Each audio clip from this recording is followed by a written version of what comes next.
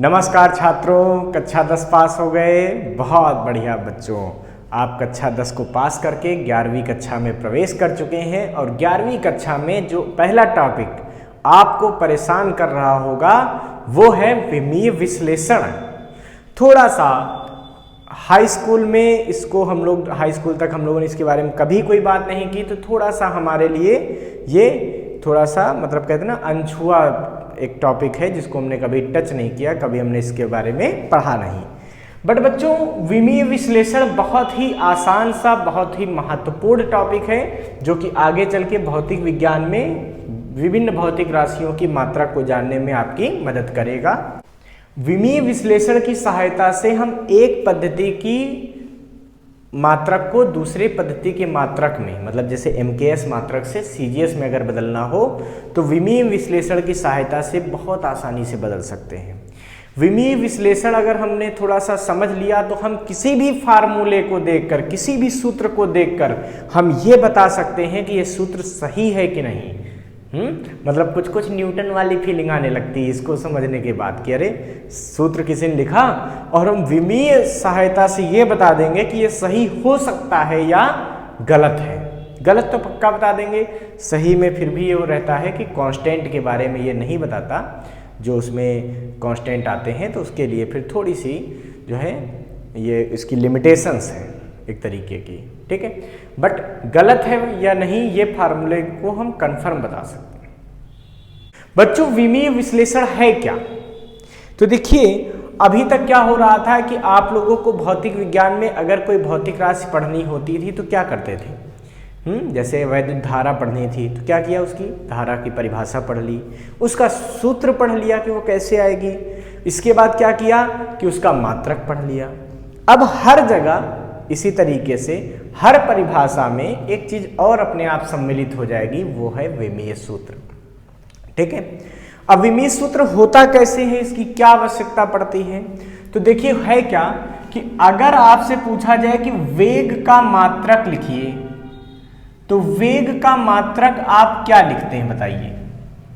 तो कोई बच्चा कहेगा वेग का मात्रक तो हम किलोमीटर प्रति घंटा लिखेंगे।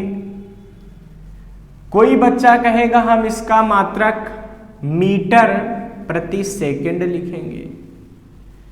तो कोई बच्चा कहेगा हम इसका मात्रक सेंटीमीटर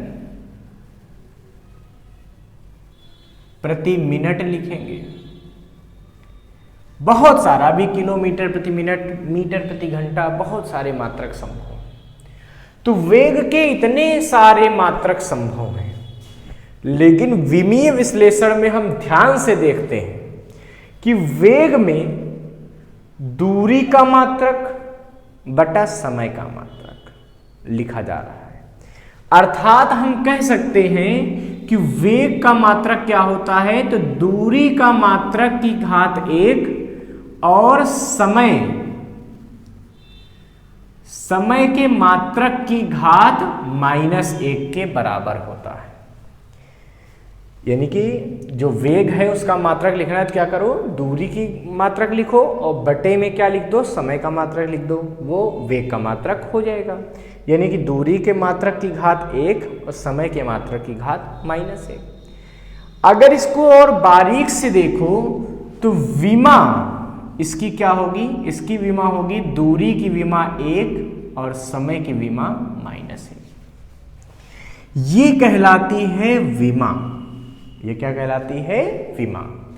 तो हम लोगों ने देखा कि इतने सारे मात्रक हमको याद करने में थोड़ी समस्या आ रही थी, ठीक है, या इतने बड़े बड़े मात्रक लिखने से अच्छा है कि हमने एक नया सिस्टम बना लिया और हमने क्या देखा कि हर चीज की एक एक विमा डिसाइड कर दी कि भाई दूरी का जो विमा है वो ये लिखी जाएगी, समय की विमा ये लिखी जाएगी, द्रव्यमान की विमा ये लिखी जाएगी, और ये पूरे दुनिया में एक तरीके से इसको बता दिया गया।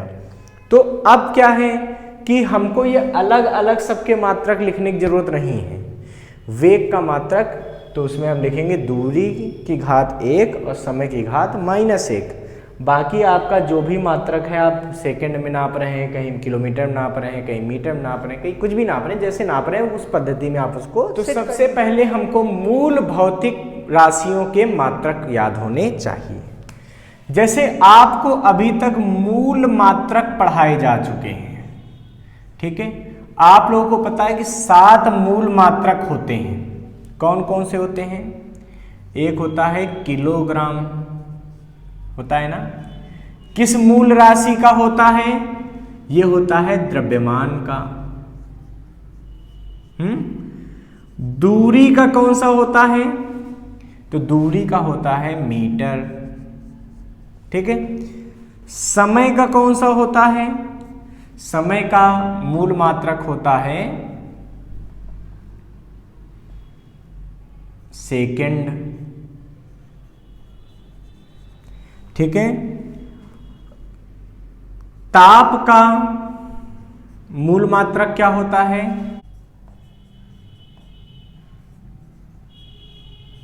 ठीक है। धारा का मूल मात्रक क्या होता है? तो धारा का होता है एम्पियर। और होता है पदार्थ की मात्रा, इसका मात्रक होता है मोल। ज्योति तीव्रता का मात्रक क्या होता है? ज्योति तीव्रता, तो इसका मात्रक होता है कैंडेला, ठीक है। बच्चों, इन सब मूल मात्रकों के लिए एक एक जो है ABCD का एक लेटर दे दिया गया, जो डिजाइन कर दिया गया कि द्रव्यमान है तो उसको हमेशा M से लिखना है, ठीक है। तो M उसका हो जाएगा विमीय सूत्र। तो इसका मतलब हुआ कि इन सारे मूल मात्रकों के लिए एक एक अक्षर बता दिया गया, वही अक्षर कहलाता है इसका विमीय सूत्र। जैसे द्रव्यमान का विमीय सूत्र क्या होता है? किलोग्राम है ना, मास। द्रव्यमान को इंग्लिश में क्या कहते हैं? मास। तो इसीलिए क्या लिया गया? M। दूरी, दूरी का मात्रक, दूरी का मतलब डिस्टेंस है ना, और डिस्टेंस को किस में लिखते हैं? L से, लेंथ, इसलिए इसको L लिया गया। समय, समय क्या है? समय का मतलब टाइम, तो टाइम को नापते हैं सेकंड में, तो टाइम के लिए हमने क्या ले लिया? T ले लिया। तो समय को किससे दिखाएंगे? T से दिखाएंगे। ताप, ताप को नापते हैं बच्चों केल्विन में, तो इसीलिए इसको ले लिया है केल्विन में K, या इसको हम लोग थीटा से भी लिख देते हैं कई जगह, ठीक है। धारा, धारा का मात्रक एम्पियर, तो एम्पियर का क्या ले लिया गया? A ले लिया गया, ठीक है। पदार्थ की मात्रा, इसको मोल, तो इसको लिखते हैं बच्चों MOL, ये इसका विमीय सूत्र हो गया मोल का। ज्योति तीव्रता को कैंडिला, तो इसको लिखते हैं CD। तो ज्योति तीव्रता का जो विमीय सूत्र है वो क्या है? वो है CD। तो इस तरीके से हमने देखा कि सारे मूल मात्रकों के लिए एक एक विमीय सूत्र दे दिया गया। अब हमको पता है जितनी भी भौतिक राशियां हैं सब इन्हीं के मात्रकों की सहायता से उन सबके मात्रक निकलते हैं। इसीलिए इन विमाओं की सहायता से ही, इन विमीय सूत्रों की सहायता से ही आप किसी भी भौतिक राशि का विमीय सूत्र प्राप्त कर सकते हैं, ठीक है। तो पहले आप इसको लिख लीजिए, फिर हम आगे बात करते हैं। तो बच्चों, विमीय विश्लेषण में हमने अभी तक देख लिया कि कुछ मूल मात्रक हैं जिनकी विमीय सूत्र हमको बता दिए गए, ठीक है। तो बच्चों, विमीय विश्लेषण में हमने अभी तक देख लिया कि कुछ मूल मात्रक हैं जिनकी विमीय सूत्र हमको बता दिए गए, ठीक है। तो बच्चों, अभी तक हम लोगों ने देखा कुछ ऐसी मूल भौतिक राशियां हैं जिनकी विमाएं हम लोगों को पता चल चुकी हैं, जिनके विमीय सूत्र हमको पता चल चुके हैं। जैसे द्रव्यमान का विमीय सूत्र M, दूरी का L, समय का T, ताप का थीटा या K, धारा का A, पदार्थ की मात्रा का मोल, और जो ज्योति तीव्रता है इसका इसका विमीय सूत्र हमने समझ लिया है CD, ठीक है। अब बच्चों कुछ ऐसे व्युत्पन्न भौतिक राशियां हैं जिनके व्युत्पन्न इकाई जो है, व्युत्पन्न मात्रक है, इनकी भौतिक राशियों की हमको विमीय विश्लेषण समझनी है। जैसे हम बात करते हैं यहाँ पे कि वेग, ठीक है, तो वेग बराबर क्या होता है बच्चों, विस्थापन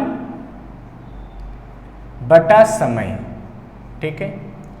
देखिए अगर आपको वेग का विमीय सूत्र निकालना हो, और वेग को v से लिख दो यहाँ पे, ठीक है, तो कैसे निकाल सकते हैं, तो भाई वेग का विमीय सूत्र निकालना है तो वेग को ब्रैकेट में रख दो, तब तो पता चलेगा। हमने क्या कहा, कोई भी विमीय राशि बिना ब्रैकेट के नहीं रखी जाएगी, अगर ब्रैकेट बाहर रखा तो वो विमा में गिनती उसकी नहीं की जाएगी।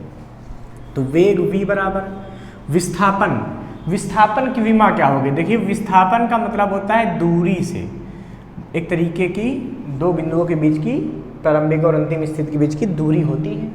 तो इसकी विमीय सूत्र L, समय का विमीय सूत्र T, अर्थात वेग का विमीय सूत्र कितना आ गया, तो भाई वेग का विमीय सूत्र आ गया है LT-1, ठीक है, ये वेग का विमीय सूत्र आ गया।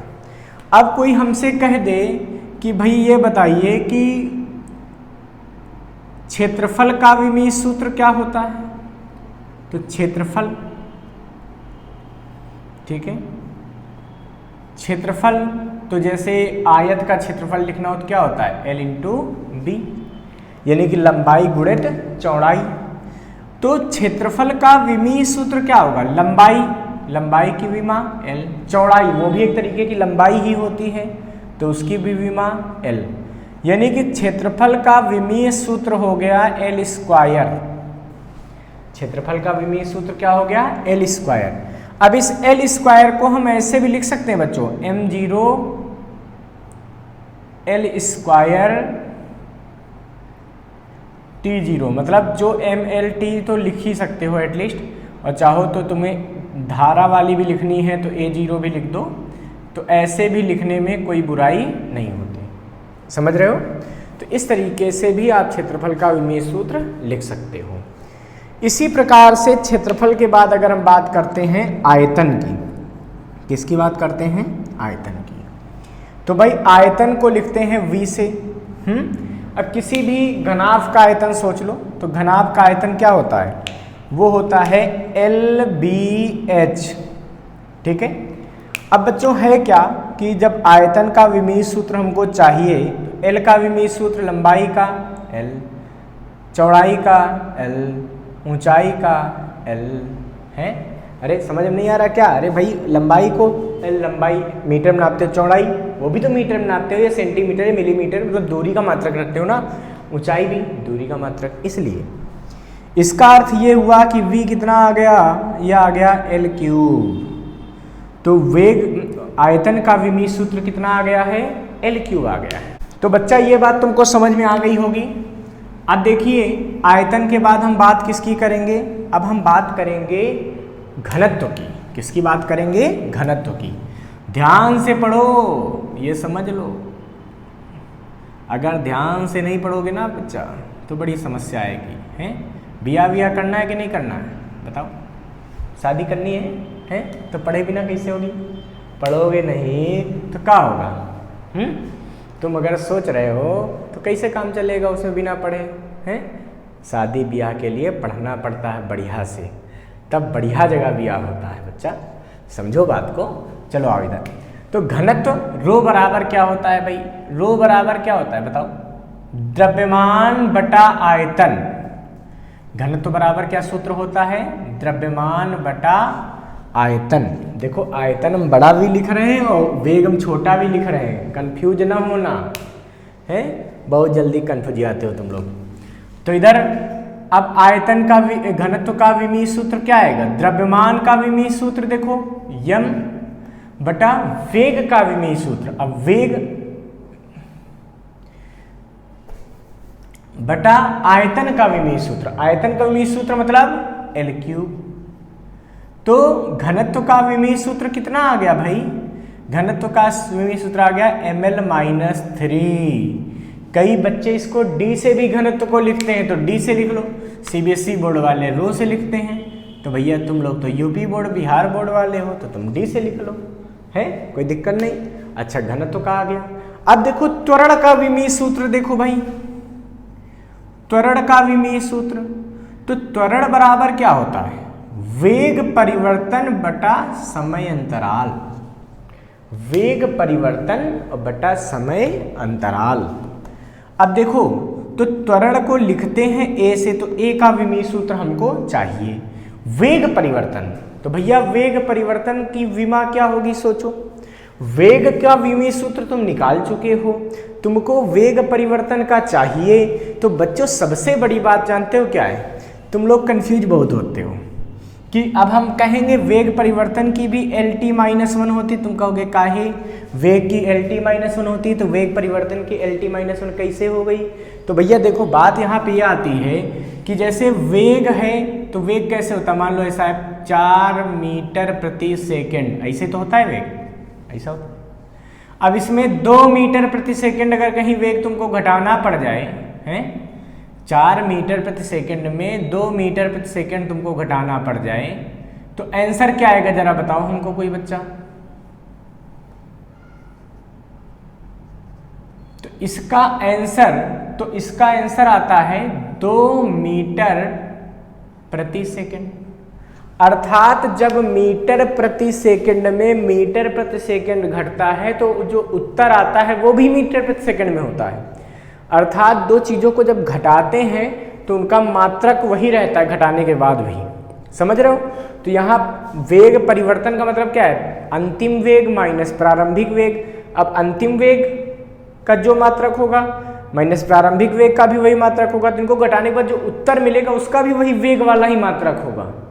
जैसे यहाँ वेग का मात्रक और जो उत्तर आया ये वेग परिवर्तन ही तो आया किसी चीज का, ये भी कितना आया, ये भी वेग का ही मात्रक लेकर आया। अर्थात घटाने पर मात्रक नहीं बदलता है, तो ये वही रहेगा LT-1, जो वेग का विमीय सूत्र है वही रहेगा। और बटा समय अंतराल में भी वही बात है T। तो त्वरण का विमीय सूत्र कितना आ जाएगा, ये आ जाएगा LT-2। ये कितना आ जाएगा, ये आ जाएगा LT-2। त्वरण के बाद बच्चों बात आती है बल की। अच्छा एक सबसे इंपॉर्टेंट बात बच्चों और ध्यान रखना कि अब जैसे हमने तुमको मान लिया घनत्व या आयतन का हमने तुमको विमीय सूत्र पढ़ा दिया, तो ये आयतन किसके आयतन का निकाला हमने, घनाभ का। अब कोई कह दे भैया गोले के आयतन का बताओ विमीय सूत्र, तो यही तो होगा भाई 4/3 पाई r3, r रेडियस त्रिज्या। अब त्रिज्या भाई तो L है तो L3 उसका भी आएगा, ठीक है। मतलब एक चीज का तुमने आयतन निकाला तो किसी भी चीज के आयतन का अगर विमीय सूत्र पूछा जाए तो यही होगा। इसी प्रकार एक तुमने क्या किया है, आयत के क्षेत्रफल का निकाला, अब कोई पूछ दे वर्ग के क्षेत्रफल का बताओ तो वो भी तो L² ही होगा। कोई पूछ दे वृत्त के क्षेत्रफल का बताओ वो भी L² होगा। इसी प्रकार जो त्वरण तुमने सीखा है कि त्वरण का विमीय सूत्र LT-2, अब कोई कहते भैया गुरुत्वीय त्वरण का बताओ तो यही आएगा। कोई पूछ दे अभिकेंद्र त्वरण का बताओ तो भी यही आएगा, समझ रहे हो। तो मतलब कोई भी त्वरण कह दे तो अब विमीय सूत्र यही आना है, केवल कोणीय त्वरण का ये नहीं होता है, उसका T-2 होता है। अभी आगे हम बात करेंगे, ठीक है। अब बल की बात करो तो बल बराबर क्या होता है भाई, बल को लिखते किससे हैं, F से। F बराबर क्या होता है, द्रव्यमान गुणित त्वरण, पढ़ा है ना। तो बल का विमीय सूत्र कितना आएगा, तो बल का विमीय सूत्र आ जाएगा m का विमीय सूत्र और इंटू त्वरण का विमीय सूत्र, त्वरण कितना है LT-2, गुणा कर दोगे तो F का विमीय सूत्र कितना आएगा, यह आएगा MLT-2। ये कितना आएगा MLT-2। ये बल का विमीय सूत्र आ गया। जैसे बल का आ गया, अब कोई पूछे गुरुत्व बल का विमीय सूत्र बताओ तो यही बताना है MLT-2। कोई पूछे विद्युत बल का विमीय सूत्र बताओ, यही होगा MLT-2।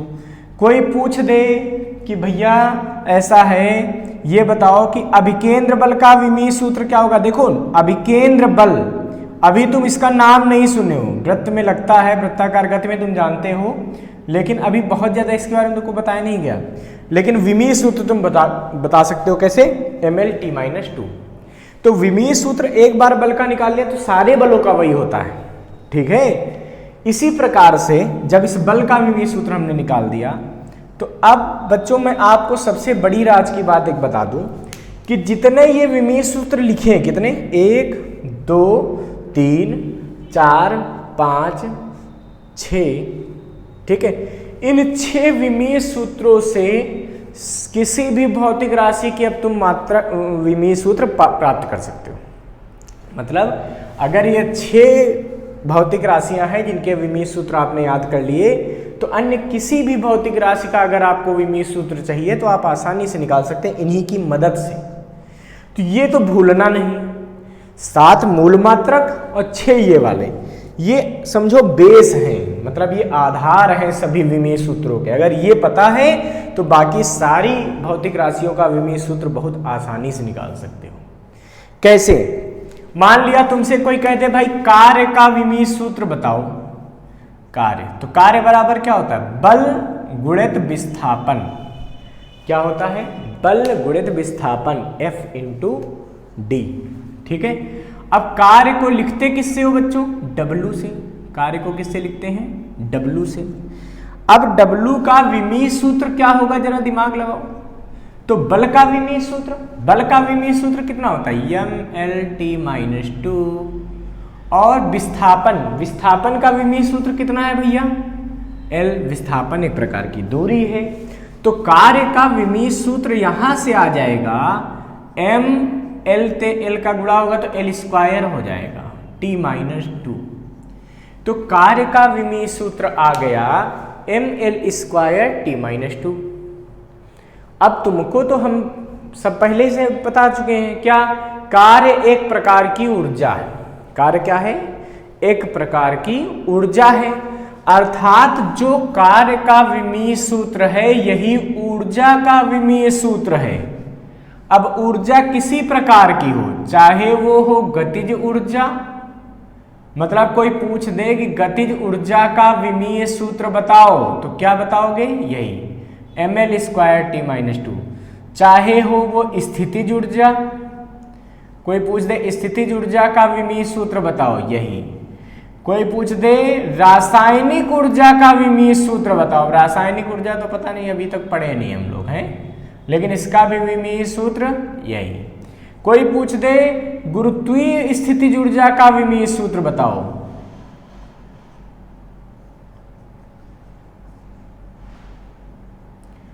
अर्थात किसी भी प्रकार की ऊर्जा का विमीय सूत्र mL² t-2 ही रहेगा, ठीक है।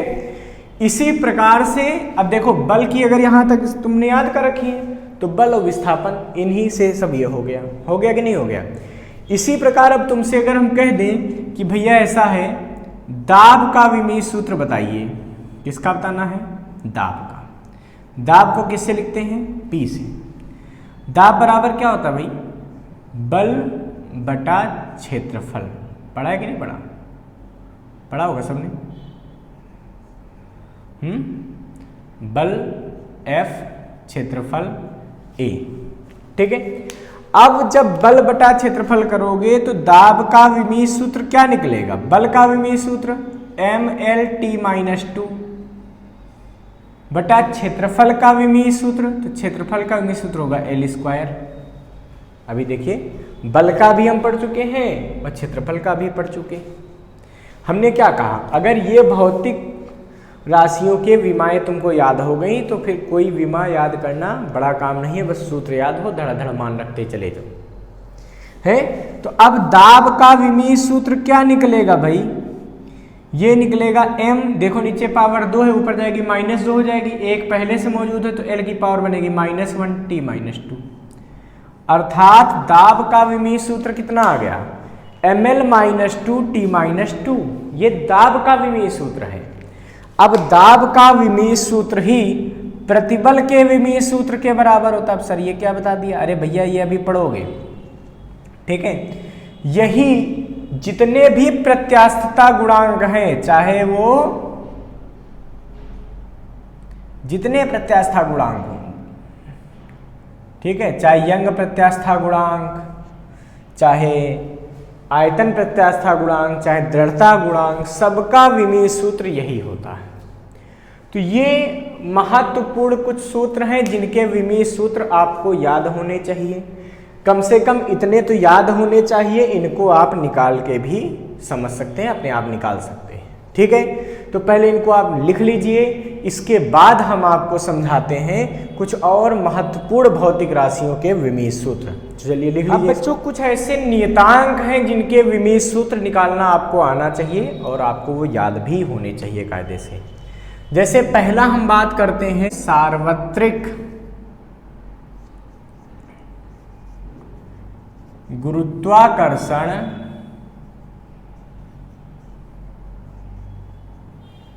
नियतांक।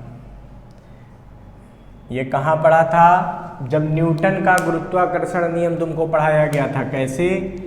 F बराबर G(m1) बटा r स्क्वायर। याद करो, जब दो वस्तु m1 और m2 एक दूसरे से r दूरी पर उपस्थित हों तो उनके बीच लगने वाला बल, कौन सा बल? गुरुत्वीय बल, आकर्षण बल, वो F बराबर G(m1) बटा r स्क्वायर के होता है, जहां G सार्वत्रिक गुरुत्वाकर्षण नियतांक होता है और इसका मान 6.67 × 10⁻11 न्यूटन मीटर स्क्वायर प्रति किलोग्राम स्क्वायर होता है। और ये सर बहुत तो बता दिया आपने। खैर, अभी आपको इसका केवल विमीय सूत्र ज्ञात करना है। कैसे निकालेंगे भाई? तो G बराबर क्या निकलेगा? सोचो, तो यहाँ तिर्यक गुणा कर दो तो क्या निकलेगा? Fr² बटा m1 m2। तो G का विमीय सूत्र कैसे निकल सकता है? Fr² बटा m1 m2। अब हम क्या करेंगे? हम सबके विमीय सूत्र रखना यहाँ शुरू कर देंगे। तो देखिए, जब विमीय सूत्र रखेंगे तो हमें क्या मिलेगा? तो G बराबर बल का विमीय सूत्र mLt-2, R क्या है? दूरी, दूरी का विमीय सूत्र L², भाई L होता है, स्क्वायर लगा तो L² बटा m1, पहला द्रव्यमान m, दूसरा द्रव्यमान उसका विमीय सूत्र m। यानी कि G का विमीय सूत्र अब हमारे पास आ जाएगा, m से एक m कटेगा, एक m नीचे बचेगा, नीचे m बचा तो ऊपर ले जाओगे, पावर क्या हो जाएगी? -1। L की पावर देखो, एक यहाँ, दो यहाँ, L की घात 3, T की पावर -2। ये आ जाएगा कैपिटल G, यानी कि सार्वत्रिक गुरुत्वाकर्षण नियतांक का विमीय सूत्र। हाँ बच्चों, कुछ राशियों के विमीय सूत्र देखिए हम प्राप्त कर चुके हैं। अब हम बात करते हैं बच्चों यहाँ पे विमाहीन राशियों की। कौन सी राशियां? विमाहीन राशियां, ठीक है। ये कौन सी राशियां हैं? ऐसी राशियां जिनकी अपनी विमा नहीं होती, मतलब m0, L0, T0। ऐसी राशियां जिनकी विमीय सूत्र क्या होते हैं? m0, L0, T0 होते हैं, या A0 भी आगे लगा सकते हो। ये सब विमाहीन राशियां कही जाती हैं। तो विमाहीन राशियां कौन कौन सी संभव हैं? तो बहुत सारी राशियां ऐसी हैं जो विमाहीन होती हैं, जैसे विकृति,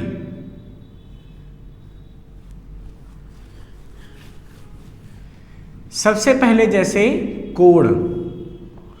कोण बराबर क्या होता है? चाप और बटा त्रिज्या। कोण बराबर क्या होता है? चाप बटा त्रिज्या। बच्चों, कोण को हम लिखते हैं थीटा से, तो थीटा का विमीय सूत्र हो जाता है चाप। चाप का मतलब दूरी का विमीय सूत्र। तो दूरी का विमीय सूत्र कितना होता है? L, और बटा त्रिज्या, त्रिज्या का विमीय सूत्र L। L से L को खत्म कर दिया तो क्या बचा? L की घात 0। अब चाहे L की घात 0 लिखो, चाहे इसको लिखो m0, L0, T0, A0, theta 0, क्या फर्क पड़ता है? तो ये क्या हो गई? ये एक विमाहीन राशि हो गई। कौन? कोण एक विमाहीन राशि होगी। इसी प्रकार से बच्चों, जितने त्रिकोणमितीय अनुपात हैं, चाहे वो साइन थीटा हो, कॉस थीटा हो, टेन थीटा हो, कॉट थीटा हो, सेक थीटा हो या कॉसेक थीटा हो, इन सबका विमीय सूत्र m0, l0 और t0 होता है। ठीक है, मतलब ये सब विमाहीन राशियां हैं। कैसे?